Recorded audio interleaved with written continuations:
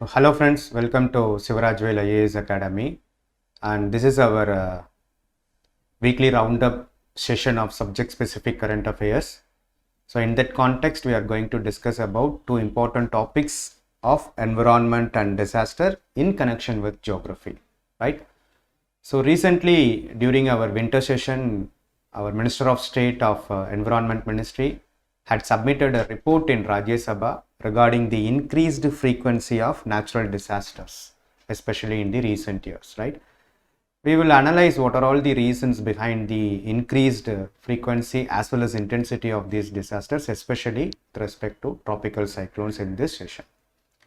Then our Union Cabinet had given approval as well as started implementing the Ken-Betwa river linking project. So what is the significance of this project and what is the rationale behind the initiation of this project, and what are all the impacts and consequences with respect to this particular project will be discussed in detail, right? So first topic, if we observe the frequency as well as intensity of tropical cyclones, especially in the last 2 decades, we have seen that an enormous increase of 0.86 percentage per decade in the last 2 decades of Indian cyclones, right? Especially over the post-monsoon period between the October and December time, we have observed the frequent occurrence of very severe cyclones in the northern Indian Ocean regions for the past 2 decades.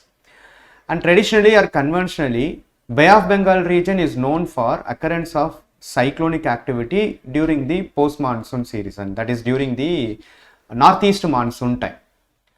But in the recent decades, we have seen that 52% increase in the frequency of cyclones over the Arabian Sea region. And conversely, on the Bay of Bengal region, we have observed decreased number of cyclonic activity, but the intensity have been increased for the past 2 decades. And if you observe the intensity of cyclones, very severe cyclones have gone up to 150% in the last 2 decades over the Arabian Sea region. So it is a clear indication that Arabian Sea region keeps on increasing or keeps on facing larger number of intensified as well as frequent tropical cyclones in the past 2 decades, which is obviously connected to the most important concept of global warming and climate change activities, right? So if we observe the natural hazard map of India, traditionally the eastern coastal plains, which are prone to cyclonic activities, especially during the northeast monsoon, Bay of Bengal activity is known for larger number of cyclonic activity. And these regions which are present on the active convergent plate boundary regions of Indo-Australian plate along with Eurasian plate is known for larger number of earthquake activities, right? Larger number of high seismic activities have been observed in these active convergent plate boundary regions. And the Great Plain regions, which is known for perennial rivers, is always prone to flood-like situations, especially at the time where we are experiencing larger amount of monsoon rainfall. This increased flood activity would be experienced in the eastern margins of Great Plains. It is because of this the Kosi river of Bihar region is called as Sarav of Bihar, and the Damodar, which flows through the Chotanagpur plateau regions, is called as Sarav of Bengal region, right?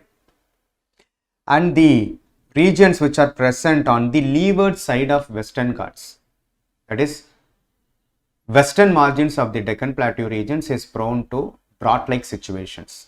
The northwestern region, that is the region which is present on the Thar Desert regions, is known for desertification, and the Ladakh regions and Trans-Himalayan regions are known for cold desertified conditions. This is the normal natural hazards regions of India. But the western coastal plains in the recent decades have started to experience larger number of intensified cyclones, right? So larger number of studies have shown that this increased activity of cyclones in the Arabian Sea is connected to the global warming and climate change, right? So the global warming due to the climate change have increased high intensity cyclones in the northern Indian Ocean and both Arabian Sea as well as Bay of Bengal, which is always vulnerable to the coastal regions, right? Especially during the La Nina years. La Nina and El Nino are two important phenomena which are associated with the western and the eastern ends of the Pacific Ocean, which is directly connected with respect to the Indian monsoon rainfall, right? In the La Nina years, we are experiencing double the number of intensified cyclones in compared to the El Nino. El Nino is normally, during the El Nino years, we are experiencing deficit in rainfall, but during the La Nina years, we are experiencing surplus rainfall. The surplus rainfall condition is also facilitating larger number of intensified frequent cyclones to occur over the Indian region, right? And especially the regions of Andaman Sea. Andaman Sea is highly prone for cyclonic activity, and obviously the North China Sea regions, right? So to understand how La Nina years is facilitating the increased amount of cyclonic activity over the Arabian Sea region, we need to analyze what are all the conditions with respect to the origination of cyclones and how come it is associated with the Indian monsoon conditions and how Indian monsoon conditions is being influenced by the other conditions called as La Nina and El Nino over the Pacific Ocean regions, right? So for that, first we will discuss about the conditions required for tropical cyclones to get originated, right? So cyclones origination is always associated with low pressure system. A low pressure system, when it is surrounded by high pressure system, it facilitates the movements of winds from every direction towards this low pressure system due to the pressure gradient force, right? So the pressure gradient force allows the wind to move towards the center low pressure region or low pressure zone. But these moving winds would always be influenced by another important force called as Coriolis force. Coriolis force is an apparent force which are generated due to the variation in the rotational velocity of different latitudes. We know that equatorial region is known for higher rotational activity and the rotational velocity keeps on decreasing while we are moving towards the polar region. But the difference in the rotational velocity between two different latitudes facilitates the Coriolis force to deviate any moving object towards its right hand side in the northern hemisphere and left hand side in the southern hemisphere, right? So this pressure gradient force which facilitates the movement of these winds would also be influenced by the opposite force called as Coriolis force, right? So this Coriolis force always tries to deviate these winds away from the center, whereas pressure gradient force would attract the winds towards the center low pressure region. So the combination of these two equal but opposite forces facilitates the wind to move in a circulated manner. The circulation of wind around the low pressure region is the origination point of cyclonic activity, right? So this is the basis behind the formation of tropical cyclones, right? Another important condition which is facilitating the origination of cyclone is the creation of low pressure system. This low pressure system would obviously be originated on the oceanic region when the sea surface temperature is normally measured from 0 meter, that is from the surface level to approximately 20 meter depth of the oceanic surface. So the top portion of the sea surface, when it is heated up by the temperature and when the temperature of the sea surface goes beyond 26.5 degrees Celsius or 27 degrees Celsius, it facilitates the origination of cyclone. So when the sea surface temperature is above 27 degree, it is the first important condition for cyclonic activity to get originated. So low pressure is created as a result of high temperature.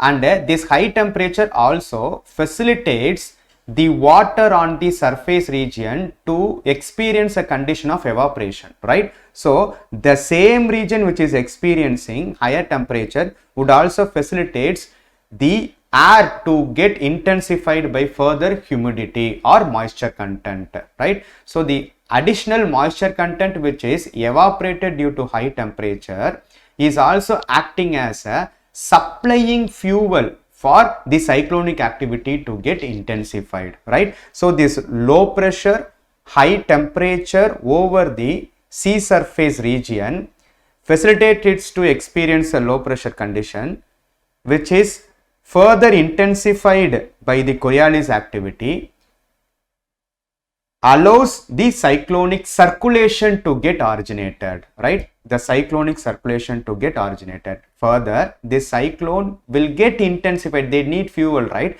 That fuel will be supplied by the latent heat of vaporization.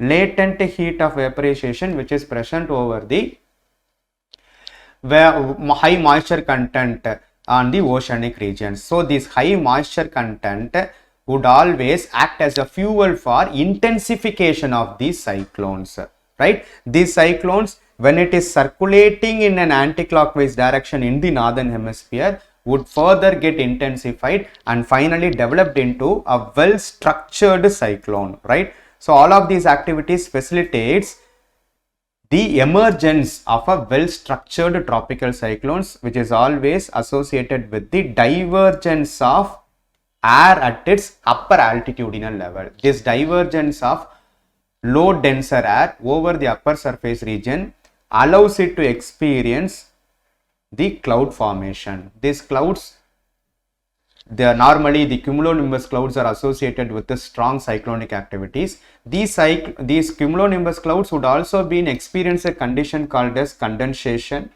This condensation, which is an opposite process of evaporation, would result in the conversion of the water vapor into water in the form of precipitation. So cyclone, which is always associated with the, especially the tropical cyclones, which is always associated with the cloud formation, and these cloud formation would result in sudden downpour of thunderstorm associated rainfalls, right? So these are all the basic conditions through which a tropical cyclones would get initiated.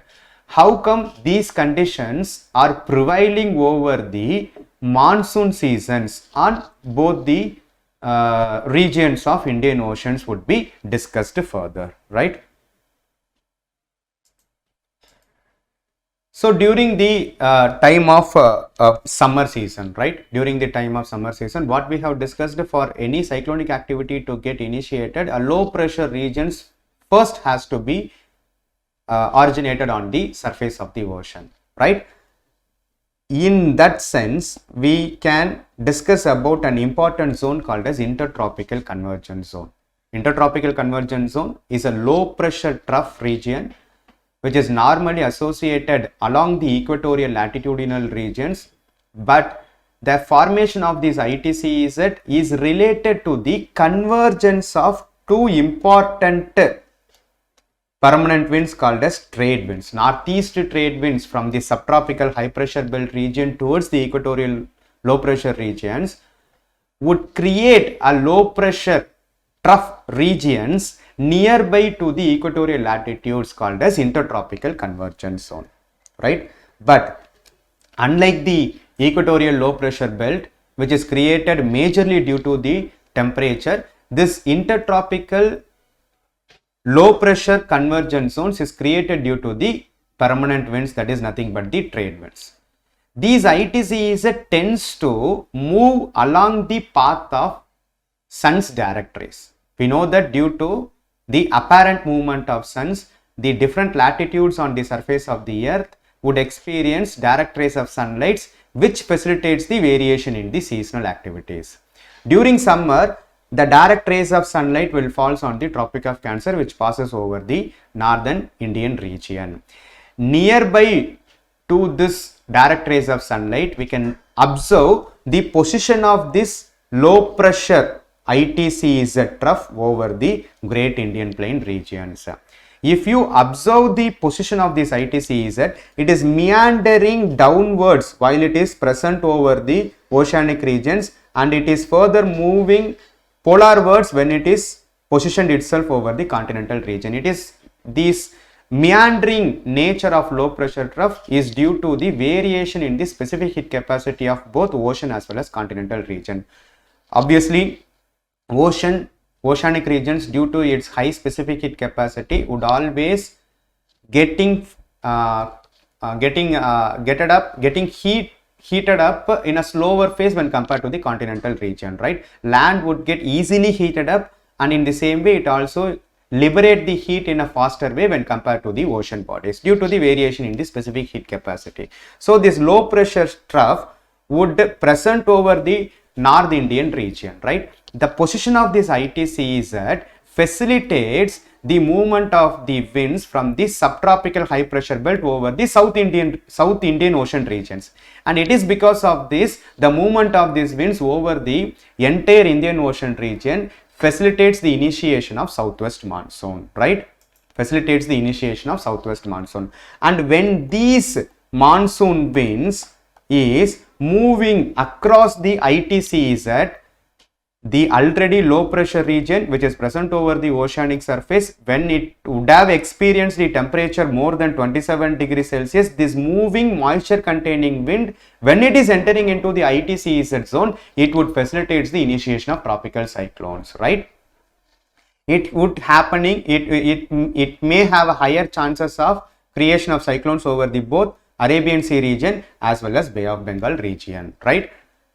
But traditionally, we are experiencing this cyclonic activity not majorly during the southwest monsoon region, but mainly during the northeast monsoon region, because the position of ITCZ is shifting according to the shift of the sun, and the shift of the direct rays of sun facilitates the ITCZ to position further southwards, and especially during the winter solstice time, it further goes beyond the equatorial region, right? During the time of initiation of northeast monsoon, where the subtropical high pressure belt is get back to its original position over the southern region of Himalayas, which facilitates the wind to move in the northeast direction, which is otherwise called as northeast monsoon, right? During the time of later October or early November, you can observe the position of ITCZ over here, ITCZ.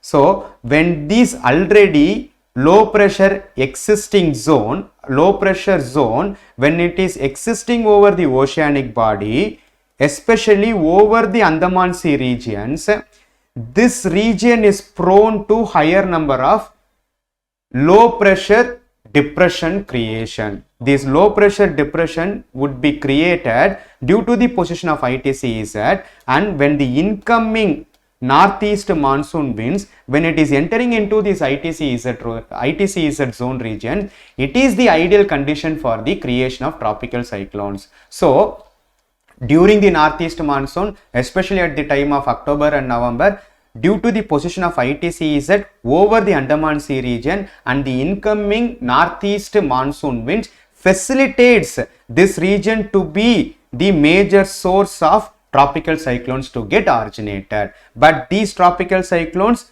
would again move towards the continental region. While it is moving towards the continental region, it is further deviated towards its right hand side, because cyclone is itself a moving object. Any moving object would be deviated by the Coriolis force. So while approaching towards the coastal regions, it further get deviated, and the entire Coromandel coast is highly prone to cyclonic activity during the northeast monsoon. But in the recent times, we can experience larger number of cyclonic activity to be created on the Arabian Sea region. If you take the case of recent Amphan cyclone, it had recurved and finally hits the regions of West Bengal and Bangladesh, even not at all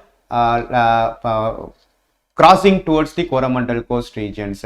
So very severe cyclonic activity are normally being experienced in both Arabian Sea as well as Bay of Bengal, and some of the remnants of cyclones which have originated in the Bay of Bengal region would get re-intensified when it is approaching towards the Arabian Sea region, because this ITCZ is positioned on both the sides of peninsular India.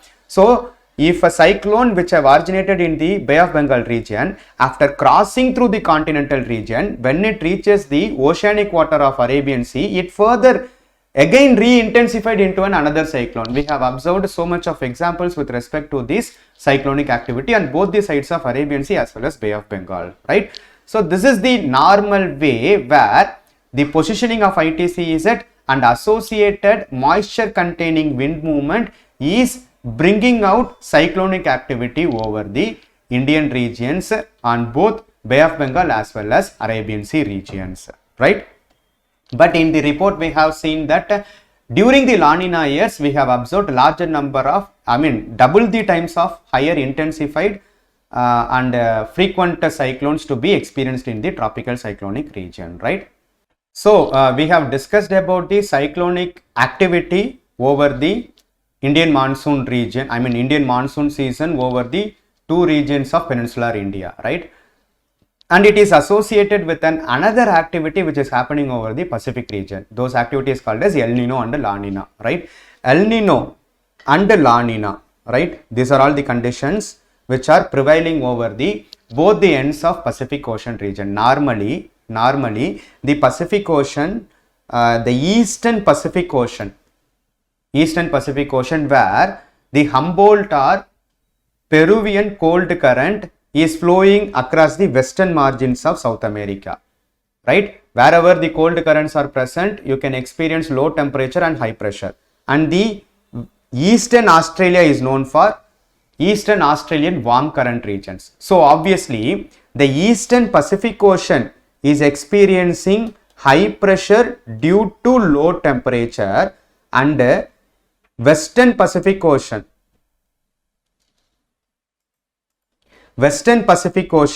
would experience low pressure and high temperature, right?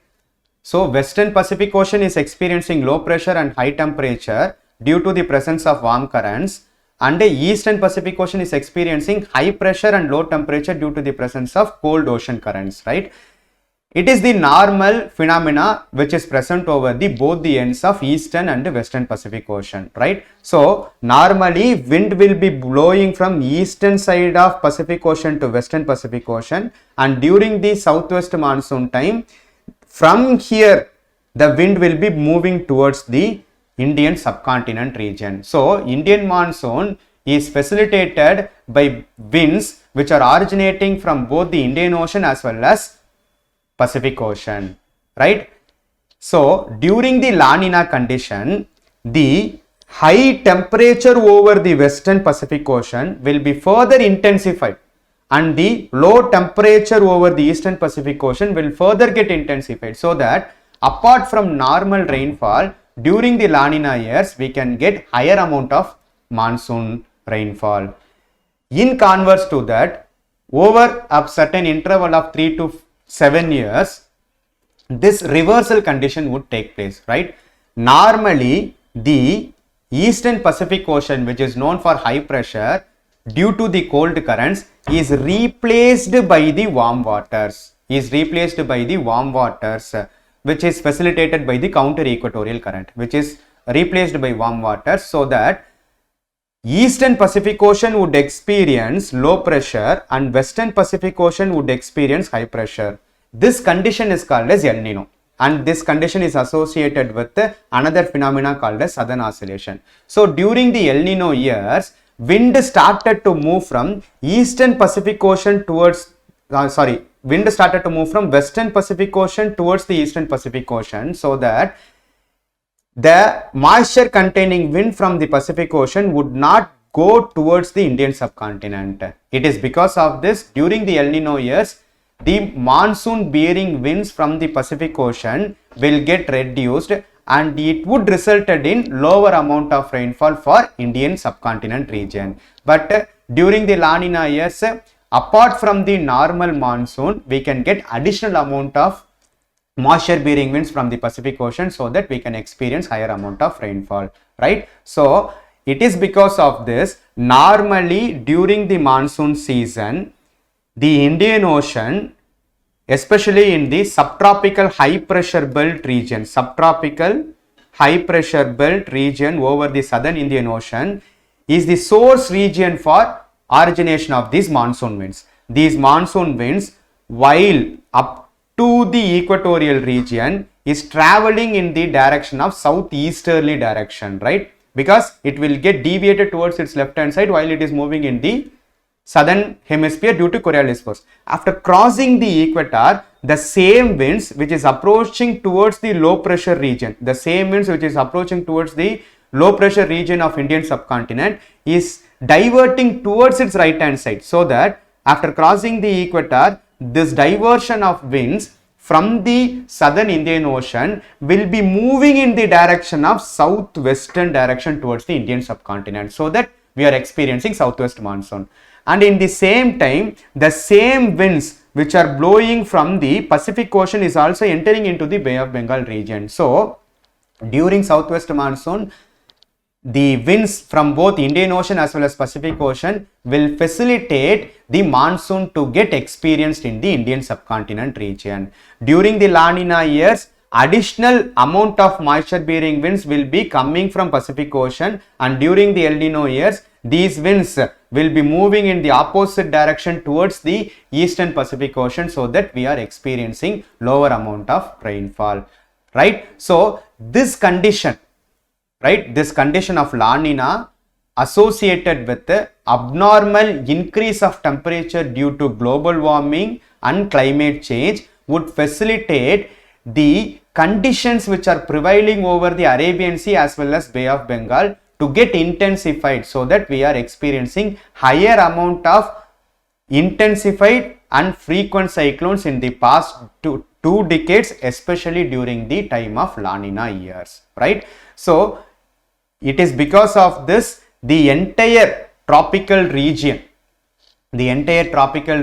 especially the eastern margins of the tropical regions, is highly prone to numerous tropical cyclonic activity.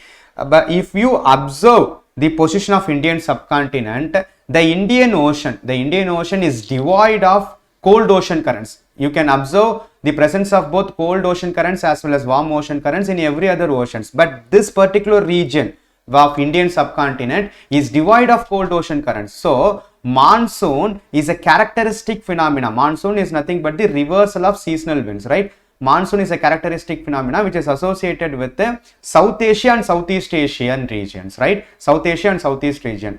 So this Indian Ocean region, the north, especially the northern Indian Ocean region, where Arabian Sea as well as Bay of Bengal is not at all having any cold current influence, will always be experiencing a higher amount of temperature. That higher amount of temperature facilitates higher evaporational activity. This higher evaporational activity facilitates high intensified cyclones to get originated, especially during the position of ITCZ over the monsoon period, right? So both Arabian Sea as well as Bay of Bengal regions, from the time where initiation of monsoon towards the later part of monsoon.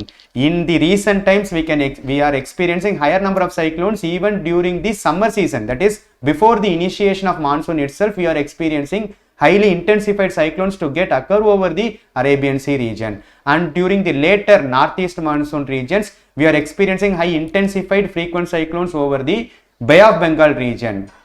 These higher intensified cyclones, which has its origination in the Bay of Bengal region, is further traveling towards the other end of Arabian Sea and further get re-intensified. It is because of this Arabian Sea is prone to cyclonic activity on both southwest monsoon as well as northeast monsoon, especially during the La Nina years. These are all the bases behind the increased intensity as well as frequency of tropical cyclones, especially over the Arabian Sea region in the past 2 decades, right? With respect to this, we can move on to the next topic of discussion. The second topic of discussion is Ken-Betwa River Interlinking Project, right?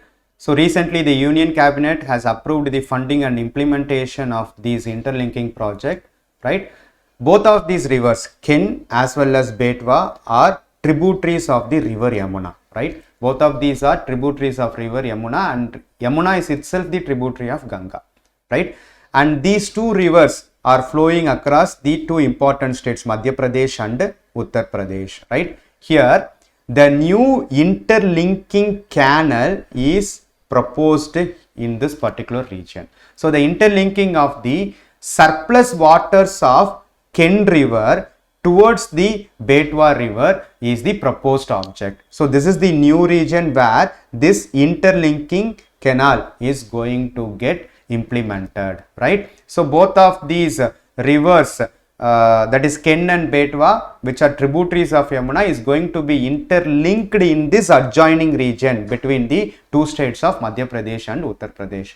Why this interlinking project is need of the hour, especially in this region which is geographically known as Bundelkhand region. Bundelkhand region is one of the water scarce regions, and it is always experiencing a scarcity of water because of the enormous drought prone conditions as well as extreme weather events due to the global warming and climate change. The availability of water on both surface level as well as groundwater is keeps on depleting or decreasing due to numerous activities, right? So it is because of these activities, it is because of these necessities, the interlinking of these two rivers has been facilitated, right? So what are all the benefits which are associated with the interlinking of these two rivers, especially in the water scarce region of Bundelkhand region, right? So this interlinking of these two rivers, which would facilitate availability of water to numerous districts in both the states, especially the Chhatarpur, Panna and Tikamgarh districts of Madhya Pradesh, and Jhansi, Banda, Mahoba and Lalitpur districts of Uttar Pradesh. All of these districts in both the states will get benefited due to this interlinking project. And one of the most important objective is to provide irrigation facilities to larger number of cropped fields which are present in both of these two states. And the another important objective is this project would facilitate drinking water supply to larger number of populations, especially in these water scarce districts of both of these states. And in addition to the facilitation of irrigation as well as water supply, the construction of check dams as well as dams in these regions would also be benefited by power generation, right? So these are all the numerous positives with respect to the interlinking of these two rivers in this particular region, right? So apart from all of these positives as well as advantages of this river linking project, there are numerous environmental concerns which are associated with this river linking project, right? We will discuss about those concerns. One of the important concern of these Ken and Betwa river project is that a portion of this Ken River passes through an important protected site called as Panna Tiger Reserve, right? Especially it facilitates or it makes way for submergence of around 58 square kilometers of critical tiger habitat in this Panna Reserve, and along with that 105 square kilometer of this critical tiger habitat will get affected as a result of this interlinking project, right? It would result in the habitat fragmentation, and also numerous regions would get submerged, so that it will experience a deforestation activities, right? So habitat fragmentation is facilitating the restricted movement of wild species in the habitat regions. So when the movements of these wild species in its habitat regions is restricted due to the presence of water channels in these regions, would not only affect the life of these species alone, would also have a huge impact on the vegetation as well as ecosystem associated with those species. So in the long term, it is going to affect the entire ecosystems which are associated with this Panna Tiger Reserve. These are all the two important concerns which are raised by numerous environmental activities. It is the clear indication that around 10% of the critical tiger habitat is going to get affected as a result of this river linking project, right? Especially if you observe the Panna Tiger Reserve, this Panna Tiger Reserve, this is the core region. Core boundary means core region is similar to the biosphere reserve regions, right, where none of the human activities could be allowed, especially for the conservation of wild species as well as that ecosystem, right? This region, these yellow colored regions, is going to get submerged once this project is completely implemented. The submergence of these regions, especially in the critical tiger habitat, would not only affect the tiger species alone, it would also affect the other important species of this particular region like sambar deer, chital, blue bull and wild boar, so that the entire ecosystem is going to get affected as a result of this interconnecting project which goes through the Panna Tiger Reserve. Almost 10% of the critical tiger habitat is going to be get heavily affected as a result of this interlinking project. So critical tiger habitats are identified by the Wildlife Protection Act of 1972, right? So it is similar to the core region of a biosphere reserve, right? Biosphere reserve is been categorized or it been differentiated into 3 different zones based upon the conservation activities like core area, buffer area and transition zone, where no human activity will be allowed in the core areas, and it is the highly protected region of the entire biosphere reserve. In the same way, critical tiger habitat is also called as core of a tiger reserve, where none of the human activities has to be allowed, especially with respect to the tiger conservation, right? So it has been identified by the Wildlife Protection Act of 1972 based on the scientific evidence that such areas are required to be kept as inviolate for the purpose of tiger conservation, but without affecting the rights of the scheduled tribes or other forest dwellers. It is in the inviolate in general means no human activities or no human settlement has to be there in the critical tiger habitat. So obviously people is going to get displaced from their region or from their original native place, right? So if at all due to the condition of critical tiger habitat, these peoples are going to get displaced, they have to be provided with the proper compensation and they have to be provided with the proper livelihood opportunities. Until their rights and livelihood opportunities are recognized, these identification of critical tiger habitats would not be facilitated. So on one side, this critical tiger habitat identification is proposed for the conservation of tiger species, but on the another side, the same Wildlife Protection Act have a specific section called as 38V subclass 5 of the Wildlife Protection Act would also suggest that the displacement of the people would not compromise the rights of these people, right? Which is also been protected under Forest Rights Act of 2006.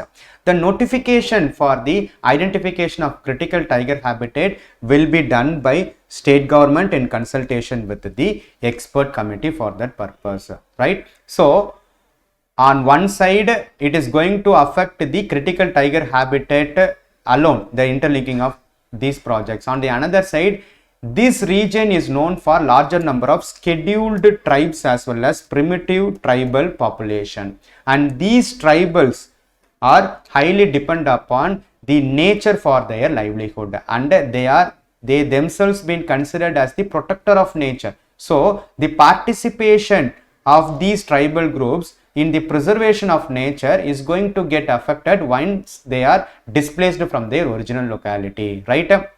So it is not only going to be an environmental concern, but also it is going to be a major social concern as a result of this interlinking of these two river projects, right? So on one side we have benefits with respect to these projects, and on another side we have concerns with respect to both environmental as well as social dimension. If we take an example, in what other way we can handle this issue, means we can take a direct example from the same region which have experienced a water scarcity for numerous years, right? So if we take the case of a Jakni village in the same Banda districts of that Bandalkhand region, which is one of the important districts which are going to get benefited as a result of this interlinking of two river projects, right? The Jakni village of this Bandalkhand region has been generated or has been converted themselves as a model village for rigorous water conservation activities, right? 2019 Niti Aayog report has mentioned about the successful water conservation practices of this village, right? Previously, especially the time where the initiation have started in the year of 2014, larger number of out migration has happened in this village due to the high scarcity of water availability, right? It is one of the poorest water resource regions of this Bandalkhand region, but due to the collective activity of the entire village, they have collectively involved in the rigorous water conservation practices such as construction of farm ponds, restoration of water bodies, collection and utilization of grey water. Grey water here is the domestic waste waters without the contamination of fecal materials. These grey waters, normally the waters from the kitchenwares or the waters from the bathroom, which will be reprocessed and utilized for irrigation and other planting activities. So reutilization and reprocessing of this grey water and building up of farm bounds and intensive plantations, afforestation activities, all of these collective activities would facilitated once the drought prone water scarce region into a self-sufficiency in terms of water availability. It has modeled themselves into a water self-sufficient village. So irrespective of other activities like interconnection of rivers, the same traditional age-old practices of the village itself been become a model for other regions to address the water scarcity issues. Once it was a drought prone region, but now it has produced around 23,000 quintals of basmati rice and other associated crops, which are also keeps on, the production of the associated crops is also keeps on increasing due to the larger amount of water for both domestic consumption as well as irrigation facilities. You can take up this model village as an example in the same region where numerous concerns are going to arise as a result of the interlinking of these both rivers in this particular region, right?